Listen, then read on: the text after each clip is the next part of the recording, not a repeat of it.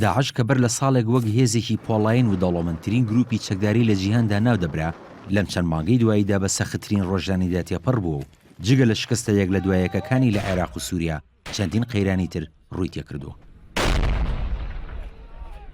یەکێک لەو قەیرانانی کەمبوونەوەی ژماری چەکدارانێتی کە بەهۆی لە دەستدانی زۆرێک لەو ناوچانەی پێشتر لەژێر کۆنتڕۆڵیدا بووە چەکدارەکانی پەرش و بڵاو بوون و زۆرێکیان لە بەرەکانی شەڕدا کوژراون.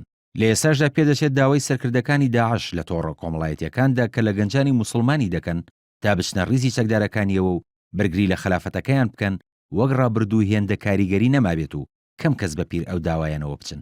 هێرشە ئاسمانەکانی هاوپەیمانان کە بە براورد بە ڕابردوو زیاتر چڕبوونەتەوە و ڕۆڵی بەرچاویان گێڕاوە لە شکستەکانی داعش و کوژرانی ژمارەیەک لە سەرکردە سەربازیە باڵاکانی ئەوە جگە لە بەشداریکردنی ئەم دوایی هێزی ئاسمانی رووسیا لە سووریادا.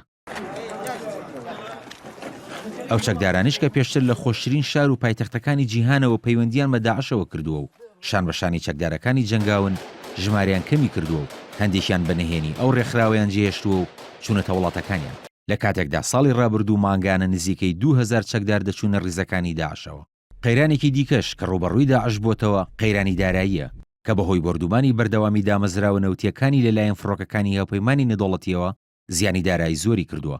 ئەوەش ڕنگدانەوەی خراپی لەسەر داهاتی گشتی ڕێکخراوەکە دروست کردووە و ناچار بووە موچەی چەکدارەکانی بە ڕێژەی زیاتر لە 150 کەم کاتەوە و ڕێژەی باج و سەرانش زیاد بکات تا خەرجی شەڕەکانی پێپڕ بکاتەوە. بەپێی راپۆرتە هەواڵگریەکانیش زۆرێک لە کۆمپانیا و دامەزراوەی دارایی و بازرگانی کە پێشتر کۆمەکی ڕێکخراوی داعشیان دەکرد لە ئێستادا کۆمەکەکانیان ڕاگرتووە. گرتنەبەری سیاسەتی وشکردنی سەرچاوەکانی داهاتی داعش ئەو ڕێکخراوەی تا ڕادەیەک ئیفلیس کردووە و داهاتەکەی بە بەراورد لەگەڵ ساڵی ڕابردوودا لە 80 ملیۆن دۆلارەوە بۆ 54 ملیۆن دۆلار کەمی کردووە. پەیداکردنی چەک و تەقەمەنیش قەیرانێکی دیکەیە کە دووچاری داعش بۆتەوە چونکە بەهۆی چڕکردنەوەی فشار و گەمارۆکان لەسەر ئەو ڕێکخراوە و بەکارهێنانی زۆرێک لەو کەلوپە لە سەربازیانی کە پێشتر دەستی کەوتبوو توانای سەربازی و هێرشکردنی دابەزیوە. ئەو ڕێڕاوانیش کە کۆمەکی چەکی لێوە بەدەست دەگەیشت زۆرێکی لەدەستداوە. لە لایەکی تریشەوە گەندەڵی ئیداری و دارایی و کێشەی چۆنەتی دابەشکردنی داهاتەکان لە نێوانیاندا ئەو ڕێکخراوەی گرتووەتەوە.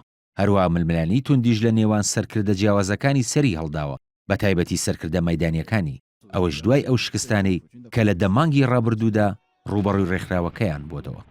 کاروان شێخ موحسین NRT.